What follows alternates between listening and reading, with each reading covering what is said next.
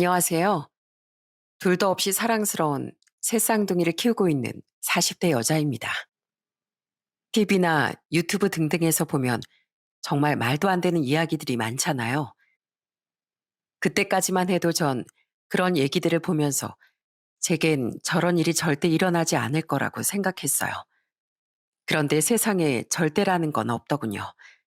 사람 일은 한 치 앞도 모르는 거라더니 제게도 정말 기가 막히고 코가 막히는 마치 막장 드라마에서나 나올 법한 일이 일어나게 됐습니다.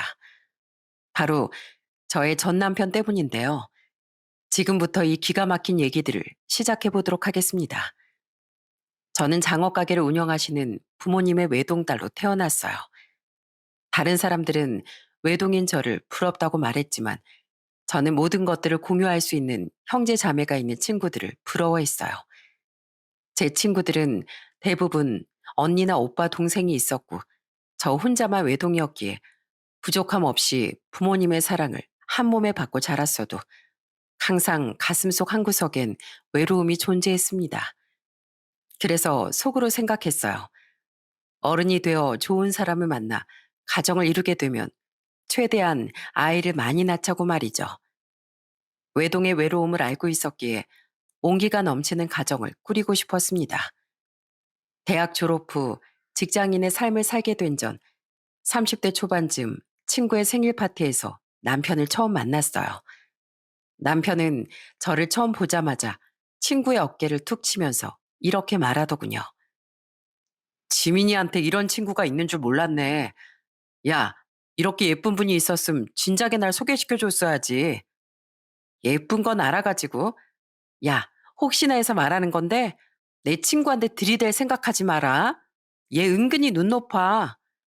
에이, 나 정도면 잘생긴 편이지. 우리 통성명 할래요?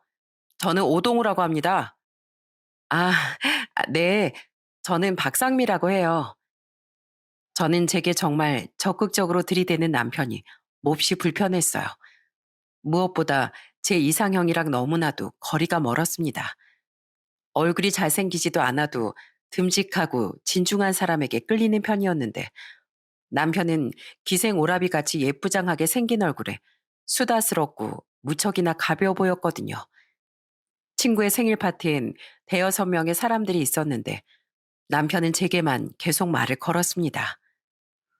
이따가 갈 때 휴대폰 번호 교환해요. 연락하고 지내고 싶은데 괜찮죠?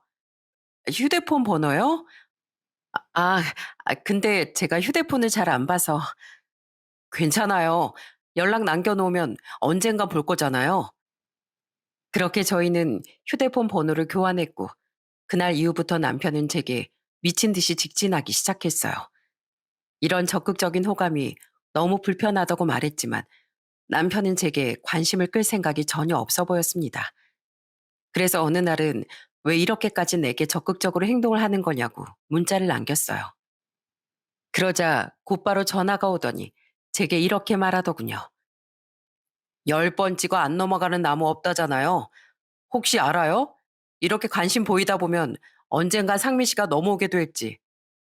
이미 생긴 마음을 접으라고 말할 수도 없고 그냥 스스로 지쳐 나가 떨어지길 기다리는 수밖에 없었죠. 그렇게 한 달 정도의 시간이 지났을 무렵 제 마음이 돌아선 결정적인 계기가 생기게 됐어요. 몸이 좋지 않아 잠시 입원을 하게 됐는데 그걸 어떻게 알고 남편이 절 찾아왔더라고요.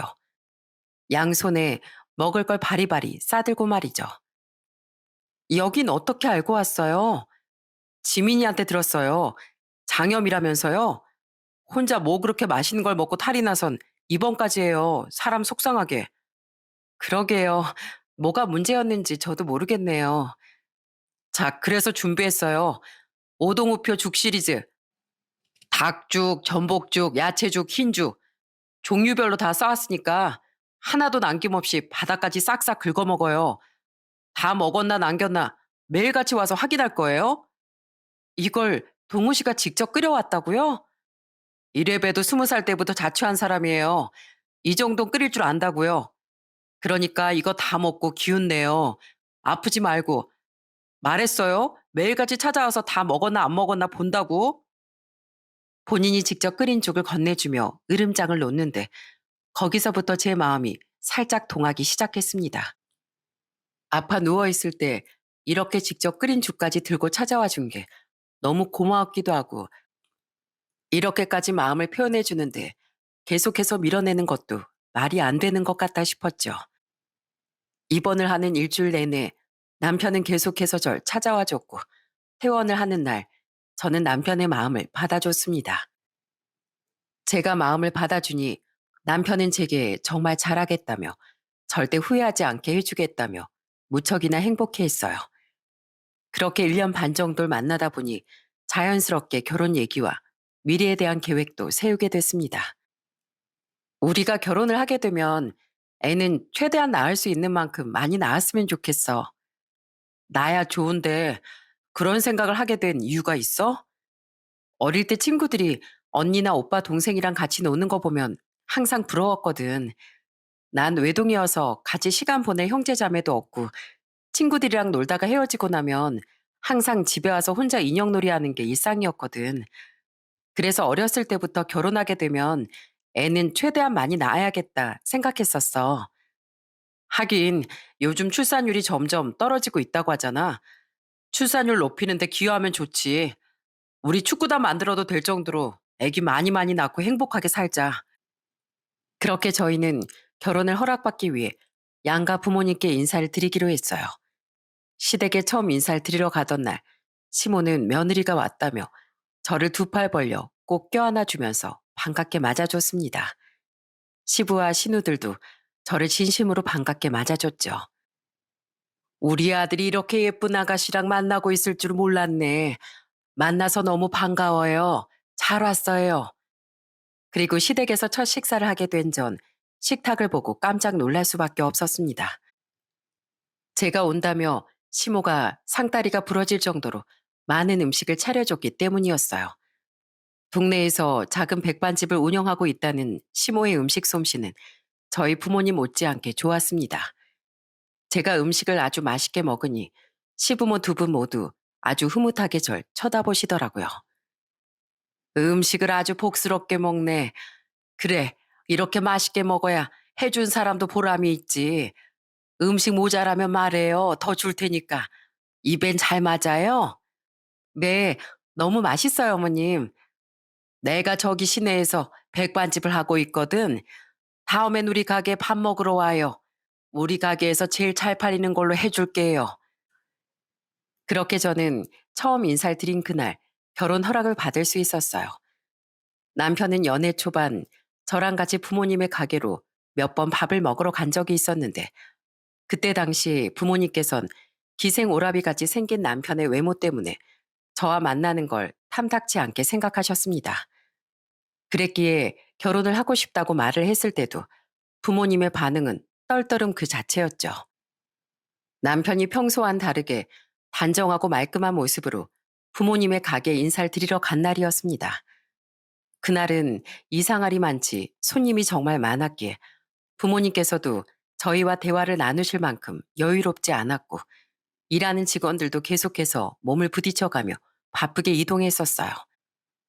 그 상황을 조용히 지켜보던 남편은 갑자기 셔츠를 걷어붙이고 가게 입구 쪽에 걸려있는 앞치마를 메고서 직원들 틈에 끼어들어 스스로 일을 돕기 시작했습니다.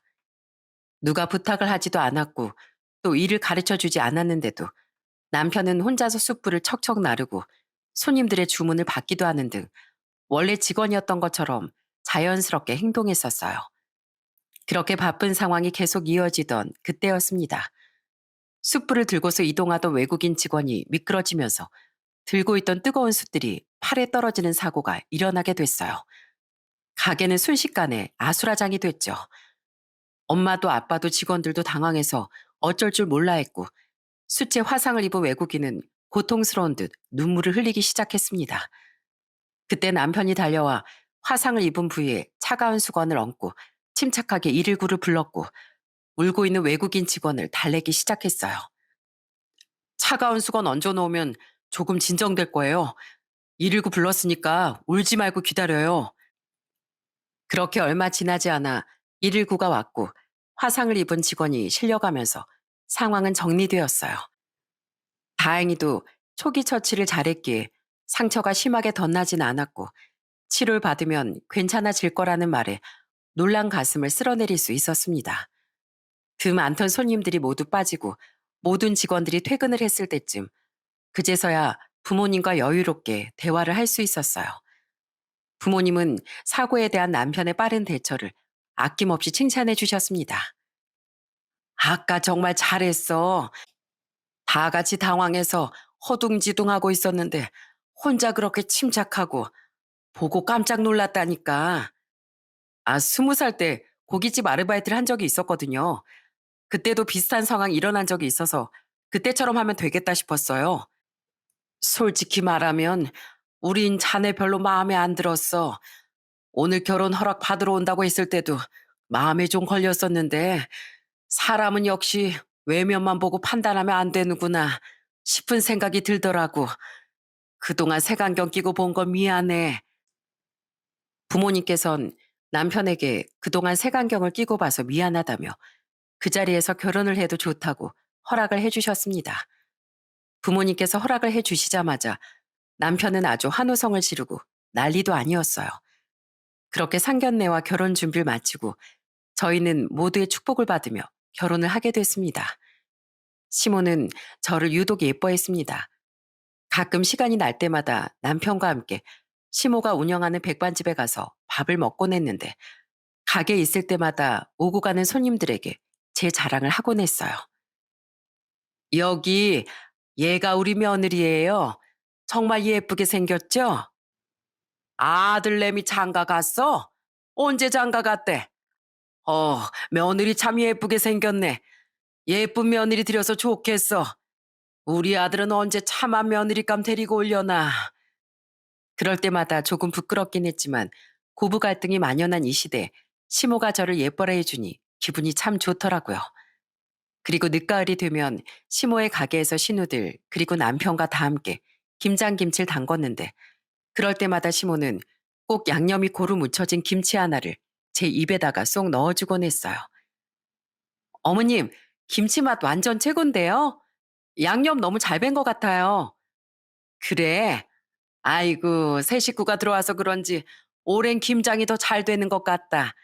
양념도 잘 배고 손님들도 맛있게 잘 먹을 것 같아. 어머님, 김장날엔 수육이 빠질 수 없죠. 다들 수육콜? 고기 삶는 건 저한테 맡겨주세요. 제가 진짜 끝내주게 잘 삶거든요. 어머나, 너 수육도 할 줄 아니? 그럼요. 저희 엄마가 요리 잘하셔서 어깨너머로 많이 배웠어요. 어쩜 우리 세아가 못하는 게 뭐니? 동우 너 세아가한테 잘해. 평생 떠받들고 살아. 알겠어? 지금도 떠받들고 살고 있네요. 보통 시모들은 자기 아들한테 잘해주라고 구박을 하고 시도 때도 없이 들들 볶는 경우가 많다는데 저희 시모는 그렇지 않았습니다.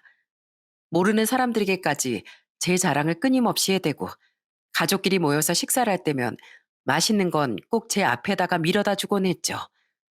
시댁 식구들이 제게 따뜻하게 해주는 만큼 저도 시댁 식구들에게 최선을 다했습니다. 그리고 남편은 저희 부모님께 아주 사랑스러운 사위로 거듭났어요.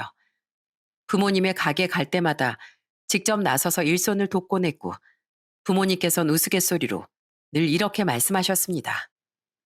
오서방, 지금 다니고 있는 회사 그만두고 우리 가게에서 일할 생각은 없어? 우리 가게 손님들이 오서방만 보면 아주 좋아 죽으려고 해. 가게 단골 손님이 나가면서 웬 연예인이 일을 하고 있냐고 드라마에선 한 번도 못 봤는데 누구냐고 물어보더라고. 아유, 장모님께서 받아만 주신다면야 내일 당장이라도 전 회사 때려칠 수 있죠. 아이고, 말은 잘해요. 매번 힘들 텐데 올 때마다 이렇게 도와줘서 고마워. 일한 만큼 돈 준다니까 그것도 마다하고. 가족끼리 정없게 무슨 돈입니까, 장모님. 한 명이라도 더 거들어주면 좋잖아요. 저는 장인어른 장모님이 조금이라도 덜 힘드시면 그걸로 대만족입니다. 말도 참 예쁘게 한다며 부모님께선 남편에게 뭐 하나라도 더 해주려고 하셨어요. 그리고 항상 가게에 갔다가 마감 시간이 다 되고 직원들이 모두 퇴근을 할 때쯤 저희 가족끼리 둘러앉아 장어를 구워 먹으며 가볍게 소주 한 잔을 하곤 했는데 남편은 그럴 때마다 꼭 부모님께 정성스럽게 쌈을 싸서 입에 쏙 넣어드렸어요. 당연히 부모님께선 사위의 애교에 껌뻑 넘어가셨죠. 장모님, 제가 마늘이랑 쌈장이랑 장어랑 해서 쌈 쌌어요. 드셔보세요.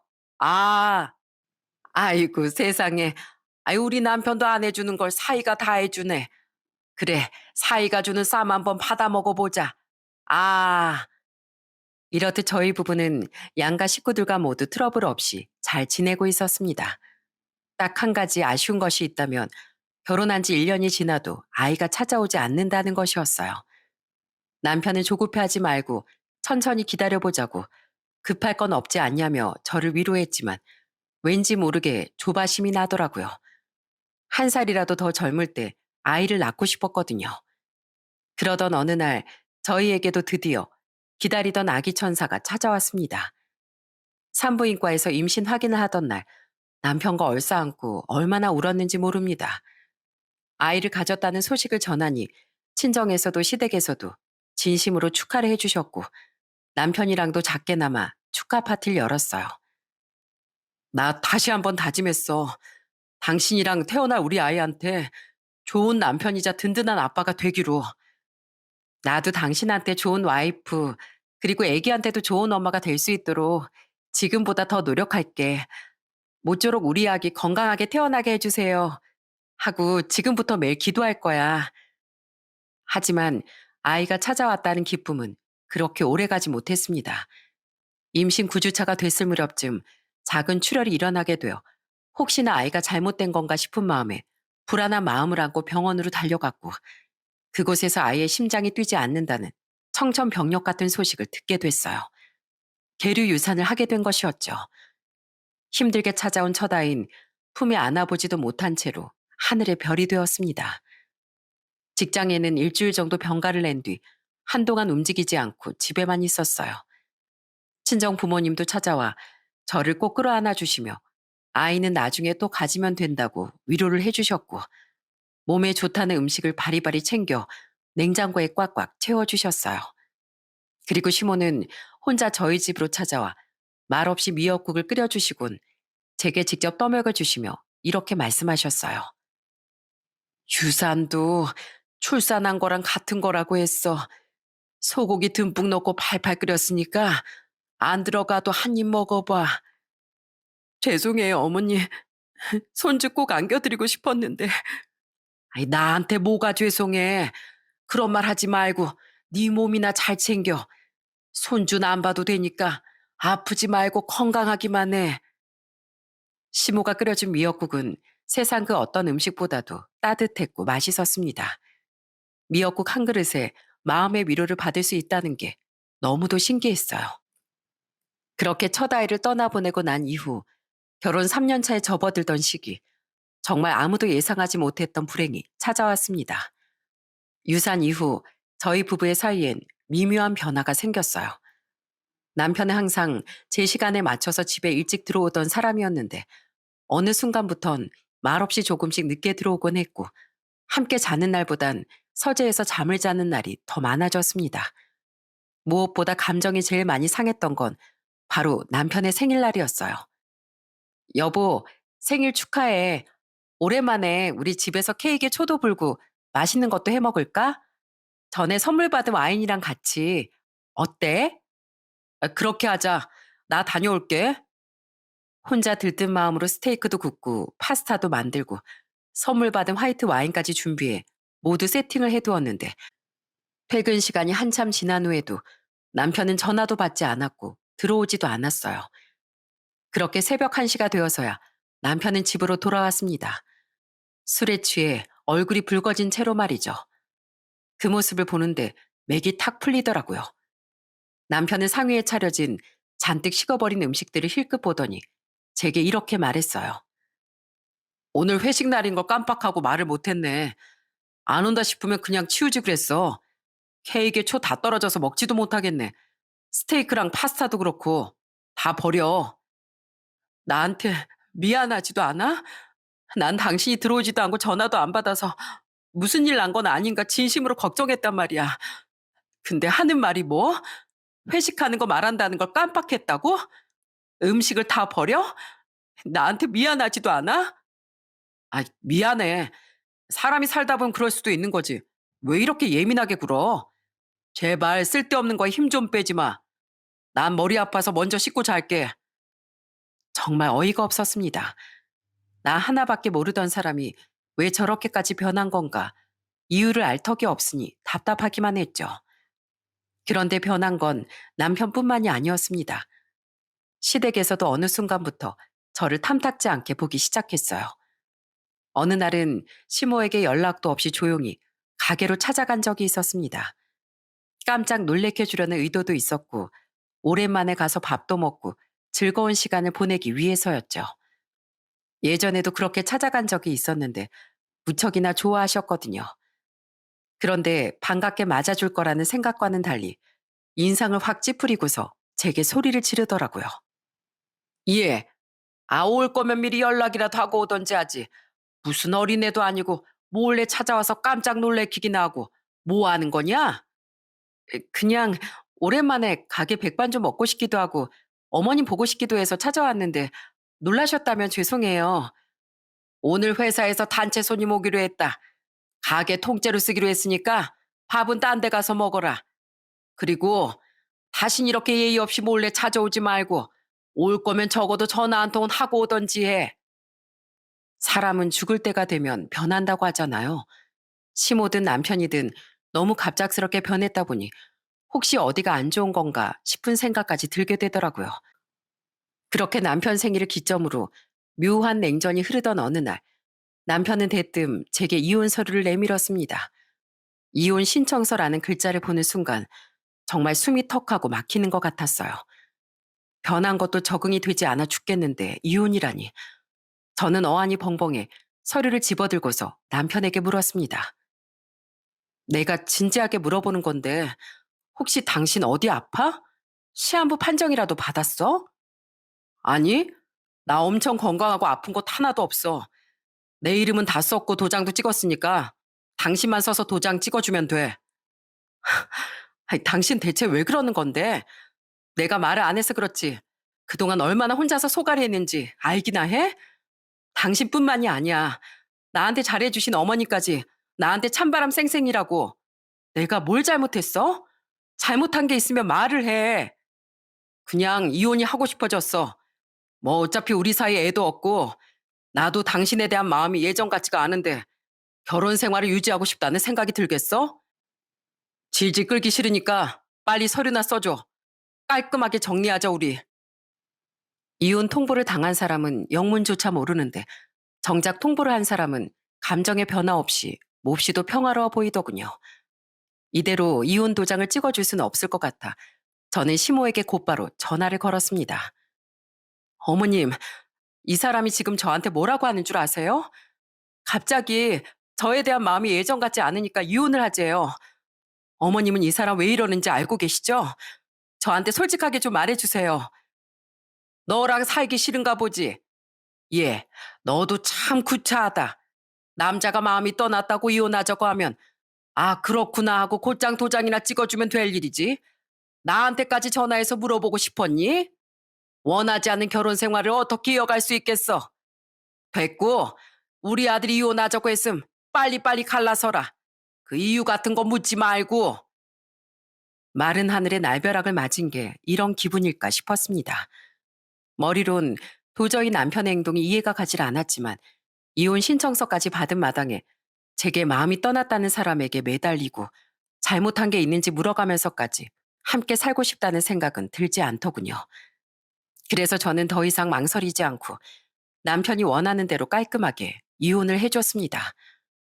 아이를 많이 낳고 따뜻한 가정을 이루고 살고 싶다는 소망은 3년 만에 무참히 깨져버리고 말았어요. 그렇게 저는 이혼 후 회사를 그만두고 부모님 댁으로 향했습니다. 이혼료 꼬리표를 달고 부모님을 마주하는 건 정말 죄스러운 일이었지만 부모님께서는 아무것도 묻지도 따지지도 않으시고 딸인 저를 꼭 끌어안아 주시며 잘했다고 말씀해 주셨어요. 그렇게 부모님의 가게에서 간간히 일을 도우며 일상을 살아간 지 한 달 정도 됐을 무렵쯤 제게 이상한 변화가 찾아오기 시작했어요. 가게에서 일을 하면서 곳곳에 퍼지는 장어 냄새가 아주 역겨웠고 서빙을 하다가 헛구역질을 하는 일까지 생기게 됐어요. 코를 틀어 막으면서 구역질을 하고 서 있는 상태에서 졸음이 밀려와 꾸벅꾸벅 조는 저를 보면서 부모님은 어디 아픈 거 아니냐고 걱정을 하셨습니다. 너무 무리하는 거 아니야? 정 힘들면 집에 가서 약 좀 먹고 쉬어. 어차피 손님도 많이 없어서 우리끼리 해도 돼. 그럼 나 들어가서 조금만 쉴게. 잠이 너무 쏟아지네. 뭔가 얼굴에 열까지 확 올라오는 느낌에 감기 몸살에 걸렸나 하며 약을 먹고 잠에 들었습니다. 그런데 약을 먹어도 증상은 가라앉질 않더라고요. 속은 미습거리고 자고 일어났는데도 또 졸리고 그 순간 쎄한 느낌이 들었습니다. 이 증상들이 일반적인 증상 같다고 생각이 되진 않았거든요. 혹시 설마 아니겠지 아닐 거야 싶은 마음으로 바로 약국에 달려가 임신 테스트기를 샀습니다. 그리고 테스트를 한 후 결과 보기 전 두 손을 모으고 기도했어요. 제발 생각하는 것만은 아니길 말이죠. 그런데 충격적이게도 임신 테스트기는 선명한 두 줄을 띄고 있었습니다. 네, 그렇게 기다려도 찾아와 주지 않던 아이가 생긴 것이었어요. 저는 그 결과를 보고서 떨리는 손으로 어머니께 전화를 걸었습니다. 아, 엄마, 나 어떡해? 몸이 너무 안 좋아서 혹시나 싶은 마음에 테스트기 해봤는데 두 줄 떴어. 나 임신이래, 엄마. 뭐? 너 제대로 본 거 맞아? 잘못 본 거 아니야? 아니, 다시 봐도 선명한 두 줄이야. 나 이제 어떡하지, 엄마? 너 그놈한테 말했어? 아니, 아직 말 못했어. 얼른 그놈한테 연락해서 말해. 어떡할 거냐고. 아이고, 이 일을 어쩌면 좋아. 저는 어머니와 전화를 끊은 뒤 곧장 전 남편에게 전화를 걸었어요. 그런데 남편이든 시모든 전화를 몇 통을 걸고 문자를 몇 통을 보내도 연락을 도무지 받질 않는 겁니다. 그래서 저는 결국 다신 가지 않을 거라고 다짐했던 시댁으로 발걸음을 옮겼어요. 전화며 문자며 모조리 무시하던 인간들은 제가 찾아가서 초인종을 누르자마자 문을 열더라고요. 저는 집안에서 나온 시모의 얼굴을 보자마자 임신 테스트기를 보여주며 아이를 가졌다고 말했고 그 말에 돌아온 시모의 반응은 말 그대로 가관이었습니다. 너 그렇게 안 봤는데 애가 참 영악하구나. 한 번에 떨어진 이후엔 아무런 소식도 없다가 이혼하고 나서 애가 생겼다고? 어디서 뻔뻔하게 거짓말을 치니? 그리고 상식적으로 생각을 좀 해봐라. 네 뱃속에 들어선 그 애가 우리 아들 애라는 증거 있어? 그럼 제가 다른 사람 애를 가져놓고서 돈 뜯어내러 찾아왔다는 말씀이세요? 요즘 세상이 워낙에 흉흉해야 말이지. 그리고 그게 진짜로 우리 아들 자식이라고 할지라도 난 인정 못한다. 갈라선 사이인데 손 주고 뭐고 무슨 소용이냐 그게. 돈 때문에 찾아온 거 뻔히 보이니까 우리 아들이 인생 망칠 생각 말고 돌아가. 그러고선 문이 쾅 닫히는데 진짜 기가 막혔습니다. 어떻게 사람 입에서 저런 말이 나올 수 있을까 싶더라고요. 그 후 전 남편에게서도 연락이 왔는데 남편 입에서 나온 말도 정말 최악이었어요. 이래서 모전자전이라는 말이 있는 거구나 싶을 정도로 말이죠. 너 오늘 우리 집에 찾아와서 임신 테스트기 들이밀었다며? 너 돈 필요하냐? 얼마 줄까? 300만 원? 500만 원? 원하는 금액 불러봐. 내가 일정을 생각해서 부르는 대로 줄 테니까. 네가 주는 더러운 돈은 필요 없고 돈 필요해서 찾아간 것도 아니야. 당신의 가졌다고 말해주러 간 거지. 그걸 어떻게 돈으로 연관 지을 수가 있어? 당신이 그러고도 사람이야? 사람이 아닌 건 내가 아니라 너지. 어디 팔아먹을 게 없어서 애를 팔아먹어? 너 그 정도로 밑바닥 보이는 애였냐? 참 유치하다. 나 한번 어떻게 잡아보려고 그런 거짓말까지 치고. 너한텐 욕도 아깝다. 이 금수만도 못한 인간아. 가슴 깊은 곳에서 화가 치밀어 올랐습니다. 어떻게 자기 자식을 가졌다는데 저런 말을 할 수가 있는지 도무지 제 상식으론 이해를 할 수가 없었어요.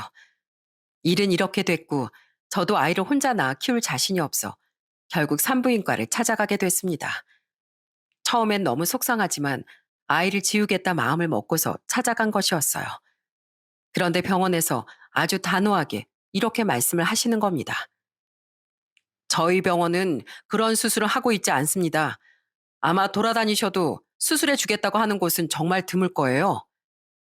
아이를 지우기 위해 찾아왔는데 이런 답변을 들으니 온 김에 초음파라도 한번 받아보고 싶었습니다. 자리를 제대로 잡았는지 또 얼마나 됐는지 궁금했기 때문이었죠. 그렇게 베드에 누워 초음파를 봤는데 벼랑간 검사를 하시던 의사 선생님의 표정이 당황으로 물들기 시작했습니다. 선생님, 뭐가 잘못됐나요? 아니요, 사모님. 그게 아니라 지금 보이는 아기 집이 하나가 아니에요. 네? 하나가 아니면 두 개예요? 그럼 쌍둥이? 두 개도 아니에요. 네? 그럼 대체 몇 갠데요? 사모님, 지금 아기 집이 세 개로 보이거든요. 새 쌍둥이인 것 같습니다. 제가 의사 된 지 얼마 안 돼가지고 쌍둥이는 많이 봤어도 새 쌍둥이는 처음 보네요. 사모님, 진심으로 축하드려요. 남편분이 너무 좋아하시겠어요? 새쌍둥이라는 말을 듣는데 심장이 철렁 내려앉는 것 같았습니다. 하나도 둘도 아닌 셋이라니. 가끔 뉴스나 텔레비전 방송을 보면서 새쌍둥이나 네쌍둥이는 본 적이 있었지만 주변에서도 이런 사례는 없었기에 당황스러움과 동시에 눈물이 펑펑 흘러내리더군요. 새쌍둥이라는 소리를 들은 전 조용히 아이를 지워야겠다는 생각을 적게 됐습니다. 뱃속에 있는 새 아이를 지우게 되면 제가 죄인이 될 것 같아서였죠. 결국 집에 가서 부모님께 솔직하게 말씀드리니 눈물이 없던 아버지께선 조용히 눈물을 흘리셨고 어머닌 제 배를 어루만지며 어떡 하면 좋냐는 말만 반복하셨어요. 혼자라도 낳고 키워야겠다는 마음을 먹은 뒤로부터 전 건강관리를 하는 데에만 신경을 쓰기 시작했어요. 그리고 이혼을 한 지 3개월 정도가 지났을 무렵쯤 저는 SNS를 구경하다가 충격적인 광경을 목격하게 됐습니다. 전 남편이 다른 여자와 결혼한다는 소식을 올려놨더라고요. 이혼한 지 석 달 정도밖에 지나지 않았는데 결혼이라니 어떻게 그럴 수가 있는지 사진을 보자마자 가슴 깊은 곳에서 분노가 치밀어 올랐습니다. 분명 저와 이혼을 하기 전부터 만나오던 것 같았죠. 그제서야 전 남편의 갑작스러운 변화가 궁금해지기 시작했습니다. 그리고 이걸 어떻게 알아야 하나 고민하다 결국 심부름 센터까지 의뢰를 하게 됐어요. 태어나 심부름 센터 같은 걸 쓰게 되리라곤 상상도 못했지만 그래도 어떻게 된 일인지 그 여자 누군지 알고 싶었습니다. 그렇게 의뢰를 한 지 일주일 정도 지났을 무렵쯤 담당 직원에게서 전화가 걸려왔어요. 고객님, 의뢰해 주신 거 알아봤는데요. 드레스 투어도 다니고 하는 거 보니까 결혼하는 거 맞는 것 같습니다. 게다가 둘이 제법 오래 만난 것 같은데 그동안 눈치 못 채셨어요? 네, 전혀요.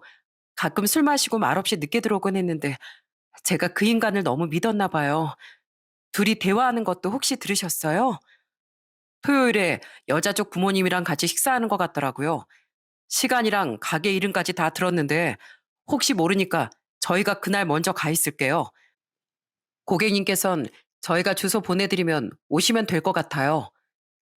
저는 그 소리를 듣고 이가 갈리기 시작했습니다. 어떻게든 속 시원하게 복수를 해야 했어요. 제 인생을 이렇게 만든 놈인데 행복한 모습을 눈뜨고 볼 수만은 없지 않겠어요? 그렇게 며칠이 흐르고 기다리던 토요일이 찾아왔고 전 남편과 결혼할 여자의 가족들이 가게로 들어왔다는 소식에 전 곧바로 택시를 타고 가게로 향했습니다. 여기 오동우라고 예약자 이름 있죠? 그분 일행이에요. 3번 방으로 가시면 됩니다. 저는 직원의 안내를 받고 전 남편이 있는 3번 방으로 향했습니다. 그리고 망설임 없이 문을 확 열어버렸어요.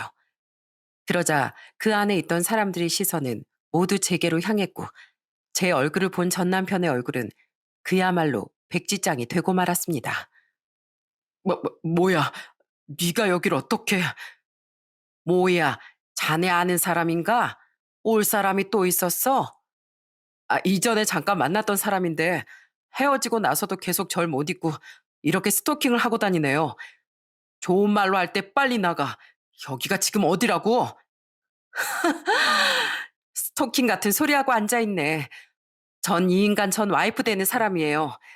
그리고 저 인간은 제 뱃속에 있는 새 쌍둥이 아빠이기도 하고요. 모르셨죠? 자네, 이게 무슨 말인가? 우리한텐 주희가 첫사랑이라고 하지 않았어. 장인어른, 제 말 좀 들어보세요.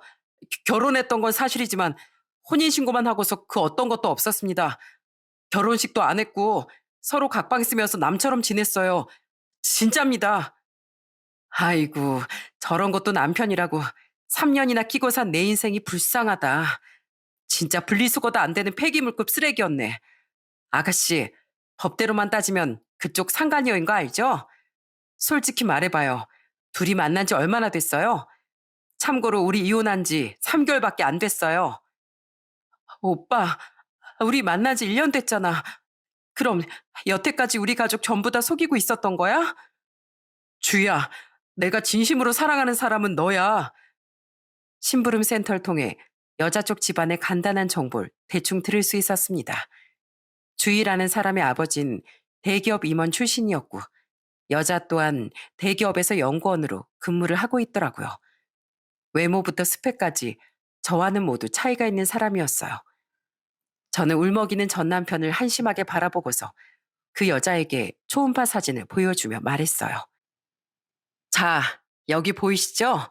뱃속에 있는 우리 애기들. 이제 어떻게 책임지실 거예요? 우리 애들은 태어나자마자 아빠 없는 자식이 되게 생겼는데 그에 따른 책임은 져야죠. 제가 무슨 책임을 져요? 저도 모르고 만난 건데. 그 말을 지금 저보고 믿으라고요? 차라리 잘 됐다. 시고 올리기 전에 알았으니 얼마나 다행이야. 다 일어나. 더 있을 가치도 없다.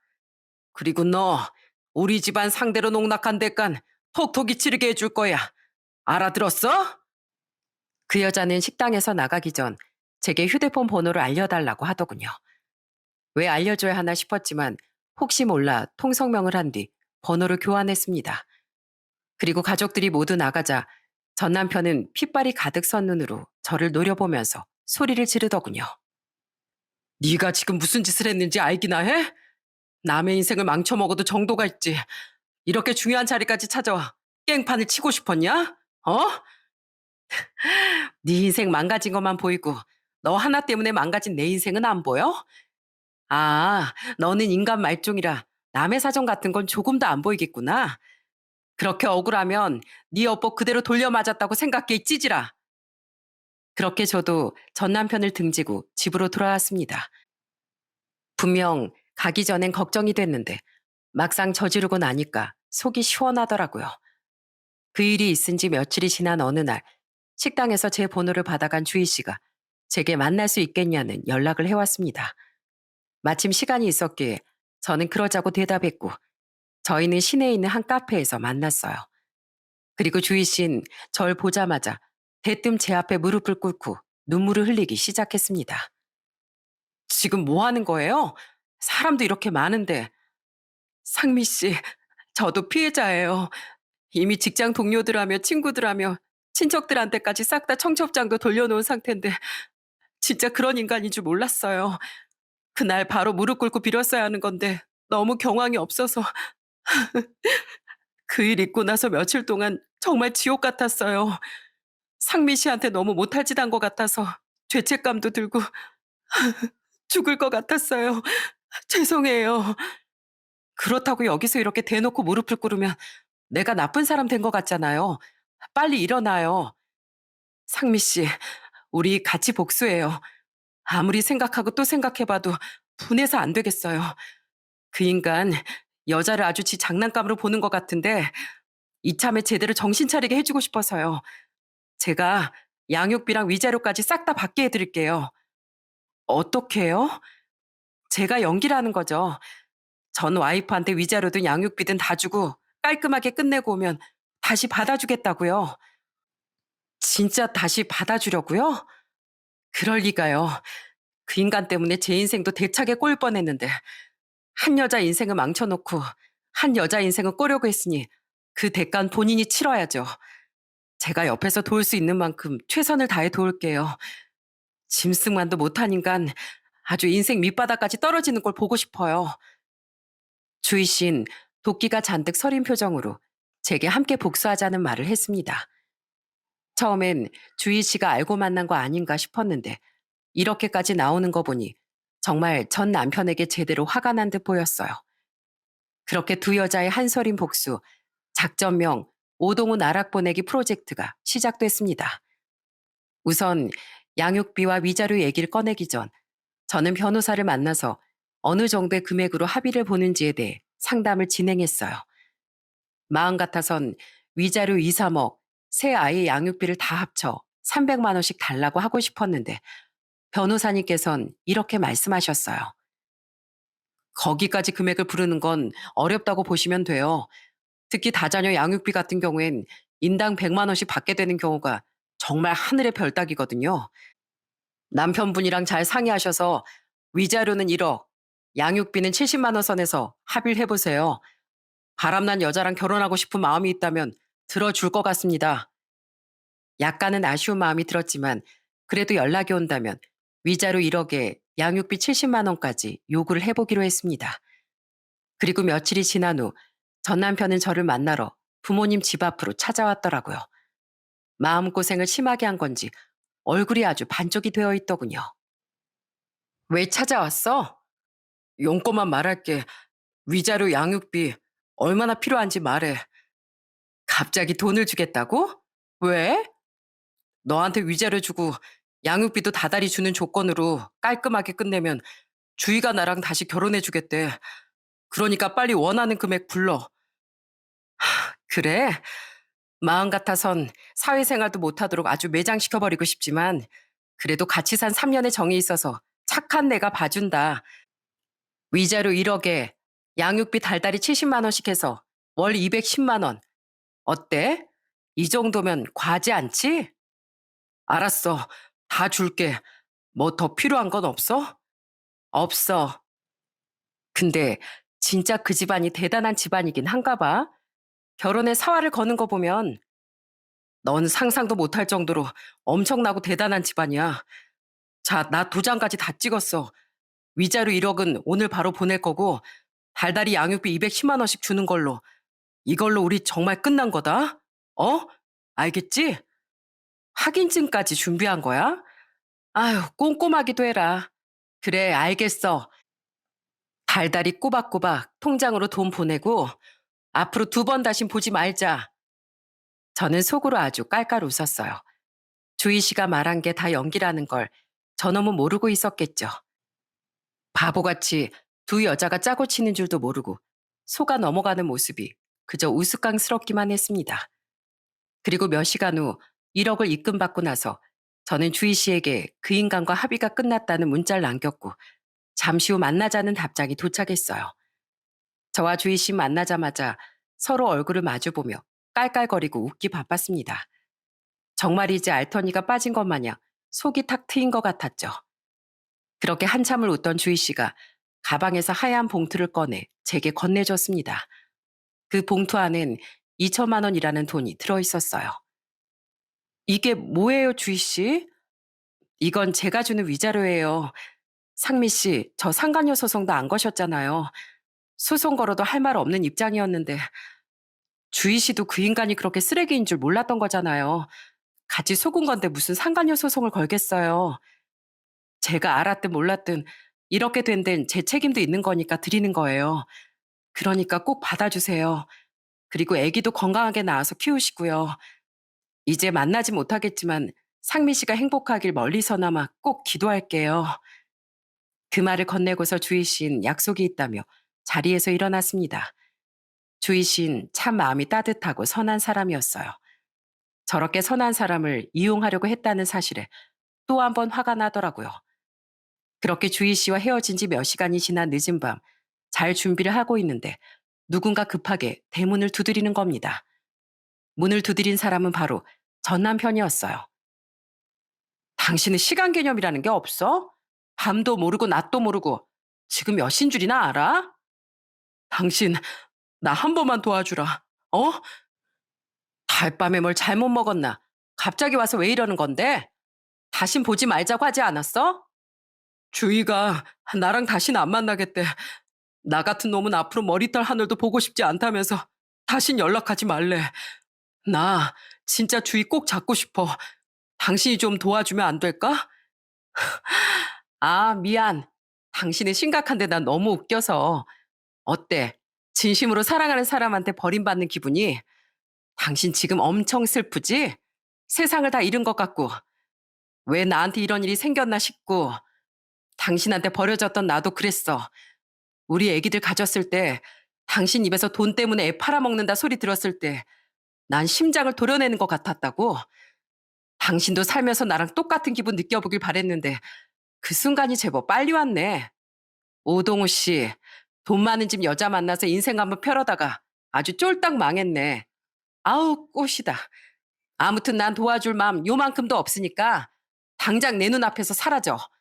그리고 내가 마지막으로 경고하는데 한 번만 더 이런 식으로 우리 집 찾아오면 내가 무슨 수를 써서든 네 인생 갈갈이 다 부셔버릴 테니까 그렇게 알아. 전 남편은 제가 이렇게 말하는데도 대문 앞에서 무릎을 꿇고 있었고 제가 경찰에 신고라는 신용을 하자 그제서야 일어나 헐레벌떡 도망을 쳤습니다. 남자로 태어나 저러고 사는 거 쪽팔리지도 않을까요? 저 같으면 진짜 죽고 싶을 정도로 창피했을 것 같네요. 이후 저는 새 아이를 무사히 출산했습니다. 전 남편에게선 계속해서 연락이 왔고 하다못해 시모에게서도 연락이 왔어요. 얘 잘 지내니? 우리 손주들은 건강하게 잘 태어났고 내가 미역국이라도 끓여가고 싶은데 아무렇지 않은 척 문자가 왔는데 토가 나올 것 같아서 그냥 차단을 해버렸습니다. 나중에 알게 된 사실이지만 남편은 계속해서 주희 씨에게 치근덕대다 스토커로 신고를 당한 것 같았어요. 거기다 정신적 피해 보상까지 청구를 해버렸다더군요. 이제 그놈은 저한테 보내는 양육비를 빼면 완전히 빈털털이 알거지일 겁니다. 조강지처를 벌인 자의 최후, 참 볼만하더라고요. 홀로 새 아이를 키우는 건 정말 힘들었지만 그래도 친정 부모님이 많이 도움을 주셔서 지금은 건강하고 행복하게 잘 지내고 있답니다. 인과응보라는 말이 있습니다. 어떤 일을 저지르고 나면 그 일에 대한 대가를 치른다는 뜻이죠. 나쁜 일을 하면 그만큼 업보는 돌아가게 되어 있으니 사연을 보시는 분들께서는 꼭 양심의 가책이 일어날 만한 일을 하지 않고 당당하고 떳떳하게만 살아가시길 바라는 마음에서 사연을 보내게 됐습니다. 제 이야기는 여기까지입니다. 여러분 모두 행복하세요.